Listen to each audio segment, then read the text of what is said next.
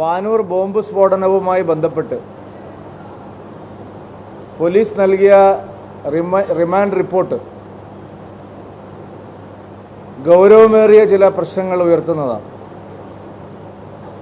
Panoor സ്ഫോടനത്തിൻ്റെ remand റിപ്പോർട്ടിൽ രാഷ്ട്രീയ എതിരാളികളെ വകവരുത്താൻ വേണ്ടിയാണ് ഈ ബോംബ് നിർമ്മാണം നടന്നതെന്ന് വളരെ വ്യക്തമായും പറഞ്ഞിരിക്കുക. RSS BJP നേതാക്കളെ ലക്ഷ്യം വെച്ചുകൊണ്ടാണ് ഈ ബോംബ് നിർമ്മാണം നടന്നിട്ടുള്ളത്. തെരഞ്ഞെടുപ്പ് കാലത്ത് വലിയ സ്ഫോടനങ്ങൾ ഉണ്ടാക്കാനുള്ള ഉദ്ദേശത്തിലാണ് ഈ ബോംബ് നിർമ്മാണം നടന്നിരിക്കുന്നത്. എന്നാൽ ഈ അന്വേഷണം ശരിയായ നിലയിൽ മുന്നോട്ട് പോകുന്നതിൽ വലിയ തടസ്സങ്ങളാണ് സർക്കാർ ഉണ്ടാക്കിക്കൊണ്ടിരിക്കുന്നത്. CPM പ്രവർത്തകർക്ക് ബന്ധമില്ല എന്നാണ് ആദ്യം പാർട്ടി നേതൃത്വം പറഞ്ഞിരുന്നത്. പക്ഷേ DYFIയുടെയും CPIMൻ്റെയും ഉന്നത നേതാക്കളാണ് ഈ ബോംബ് സ്ഫോടനത്തിന് പിന്നിലുള്ളത്.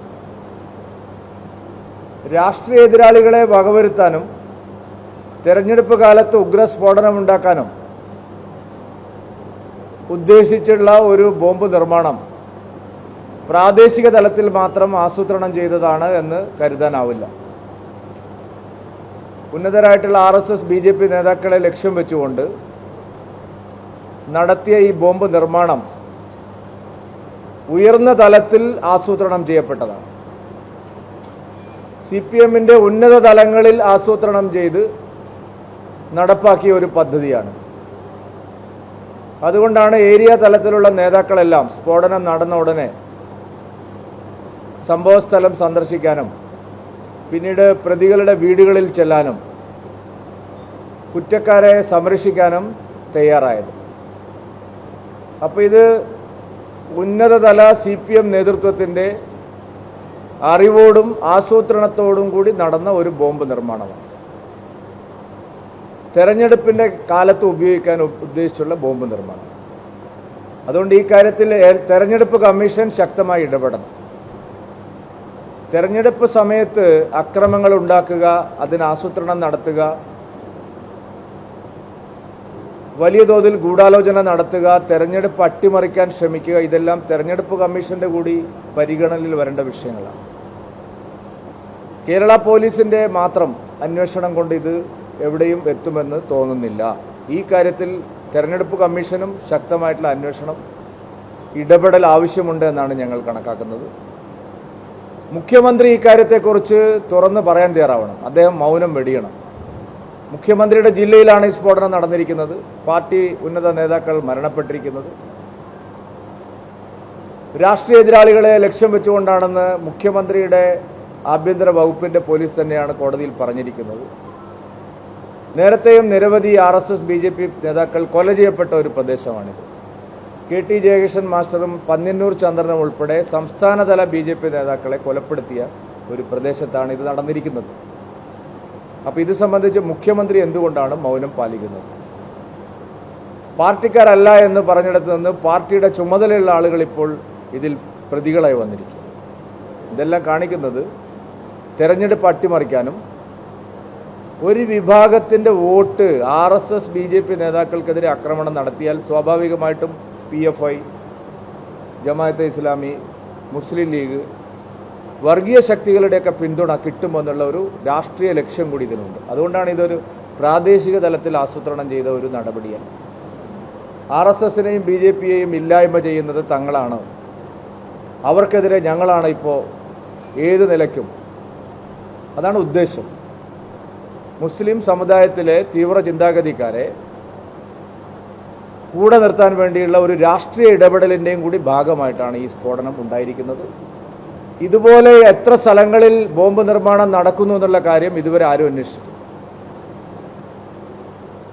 സംഭവഗതികളുടെ കാര്യങ്ങൾ സൂക്ഷ്മമായി നിരീക്ഷിച്ചാൽ ആ പ്രദേശത്ത് അറിവുള്ളവർക്കറിയാം, ആ പ്രദേശത്തെക്കുറിച്ച് അറിയുന്നവർക്കറിയാം, അവിടെ നിരവധി സ്ഥലങ്ങളിൽ ഇതുപോലെ ബോംബ് നിർമ്മാണം നടക്കുന്നുണ്ടാവണം. എന്നാൽ ഒരു പരിശോധനയും അതിനുശേഷം മറ്റ് സ്ഥലങ്ങളിൽ പോലീസ് നടത്തിയിട്ടില്ല. ബോംബ് നിർമ്മാണം സ്ഥിരമായി നടക്കുന്ന CPM കേന്ദ്രങ്ങളിലൊന്നും അവരുടെ കൊടും ക്രിമിനലുകൾ ക്യാമ്പ് ചെയ്തിരിക്കുന്ന സ്ഥലങ്ങളിലൊന്നും പരിശോധന നടന്നിട്ടില്ല. നേരത്തെ പല കേസുകളിലും പ്രതിയായിട്ടുള്ള ആളുകളെ സംബന്ധിച്ചുള്ള ഒരു അന്വേഷണവും ഇതിൻ്റെ പേരിൽ നടക്കുന്നില്ല. ബോംബ് നിർമ്മാണ വിദഗ്ധന്മാരുടെ ഒരു ലിസ്റ്റ് തന്നെ കണ്ണൂർ പോലീസിൻ്റെ കയ്യിലുണ്ട്. കണ്ണൂർ ജില്ലയിൽ ബോംബ് നിർമ്മാണത്തിൽ വൈദഗ്ധ്യം നേടിയിട്ടുള്ള കൊടും ക്രിമിനലുകളുടെ ഒരു പട്ടിക തന്നെ പോലീസിൻ്റെ കയ്യിലുണ്ട്. അവിടേക്കൊന്നും അന്വേഷണം പോയിട്ടില്ല. അവരെ ആരെയും പരിശോധിക്കാൻ തയ്യാറായിട്ടില്ല. ഈ അടുത്ത ദിവസങ്ങളിലായിട്ട് അവരുടെയൊക്കെ ഫോൺ സന്ദേശങ്ങൾ, ടെലിഫോൺ സംഭാഷണങ്ങൾ, ഈ കാര്യങ്ങളൊന്നും പോലീസ് പരിശോധിക്കാൻ തയ്യാറായിട്ടില്ല. അതുകൊണ്ട് ഇതിന് ഉന്നത തലത്തിലുള്ള ഒരു അന്വേഷണം ആവശ്യമുണ്ട്. തെരഞ്ഞെടുപ്പ് കമ്മീഷൻ ഈ വിഷയത്തിൽ ഗൗരവമായിട്ട് കാണണം. കഴിഞ്ഞ ദിവസം തിരുവനന്തപുരത്ത് ആറ്റിങ്ങൽ മണ്ഡലത്തിൽ മത്സരിക്കുന്ന കേന്ദ്രമന്ത്രി ശ്രീ വി മുരളീധരൻ്റെ വാഹനത്തിന് നേരെ അദ്ദേഹത്തെ ആക്രമിക്കാനുള്ള ശ്രമം നടന്നു. ഡിവൈഎഫ്ഐയുടെ ഉന്നതരായിട്ടുള്ള പ്രധാനപ്പെട്ട നേതാക്കളാണ് അതിൽ പ്രതികളായിട്ടുള്ളത്. 3 ഡിവൈഎഫ്ഐക്കാരാണ്, 2 പേരെ അറസ്റ്റ് ചെയ്തിരിക്കുന്നു. അപ്പോൾ ഇത് സംസ്ഥാന വ്യാപകമായി ഉപയോഗിക്കാനുള്ളതാണോ? എന്താണ് ഈ ബോംബ് നിർമ്മാണത്തിൻ്റെ ലക്ഷ്യം എന്ന് കൃത്യമായി അന്വേഷിക്കാൻ പോലീസ് തയ്യാറാവുന്നില്ല. സമാന്തരമായി ബോംബ് നിർമ്മാണം മറ്റിടങ്ങളിൽ നടന്നിട്ടുണ്ടോ? ബോംബ് നിർമ്മാണ വിദഗ്ധന്മാരായിട്ടുള്ള ആളുകളെ എന്തുകൊണ്ട് അന്വേഷിക്കുന്നില്ല? ഉന്നത തലത്തിലുള്ള ഇടപെടൽ ഇക്കാര്യത്തിൽ ഉണ്ടായി എന്നുള്ള കാര്യം പോലീസ് അന്വേഷണത്തിന് വിധേയമാക്കുന്നില്ല. നേരത്തെ ചന്ദ്രശേഖരൻ്റെ കൊലപാതകത്തിലും മറ്റും പങ്കാളികളായിട്ടുള്ള ആളുകളുടെ ആവാസ കേന്ദ്രമാണിത്. ഞാൻ നേരത്തെ പറഞ്ഞ ഉന്നത BJP നേതാക്കളെ, RSS നേതാക്കളെ വകവരുത്തിയ കേസുകളിലെ പ്രതികൾ തമ്പടിക്കുന്ന സ്ഥലമാണിത്. അപ്പോൾ ഇതൊരു ഗൗരവമേറിയ വിഷയമാണ്. കേരളത്തിൽ തെരഞ്ഞെടുപ്പ് അട്ടിമറിക്കാനുള്ള ആസൂത്രിതമായ നീക്കം CPM ഒരു ഭീകരവാദ സംഘടനയായിട്ട് CPM മാറിയിരിക്കുന്നു എന്നുള്ളതാണ് സത്യം. കോൺഗ്രസ്സുകാർ ഇതിനെ മുതലെടുക്കാനാണ് ശ്രമിക്കുന്നത്. കോൺഗ്രസ് ശരിയായ നിലയിൽ ഈ പ്രശ്നത്തെ കൈകാര്യം ചെയ്യാൻ ശ്രമിക്കുന്നില്ല. RSS BJP നേതാക്കളെ ലക്ഷ്യം വെച്ചാണ് ഈ ബോംബ് നിർമ്മാണം നടന്നതെന്നതോടുകൂടി കോൺഗ്രസ് മെല്ലെ വലിഞ്ഞിരിക്കുക. ഇത്രയും മോശമായ രീതിയിൽ തെരഞ്ഞെടുപ്പ് കാലത്ത് ഇങ്ങനെയൊരു സംഭവം നടന്നിട്ട് വേണ്ടത്ര അതിനൊരു ഒരു പ്രതികരണം കോൺഗ്രസിൻ്റെ ഭാഗത്ത് ഇല്ല എന്നുള്ളതും ദുഃഖകരമാണ്.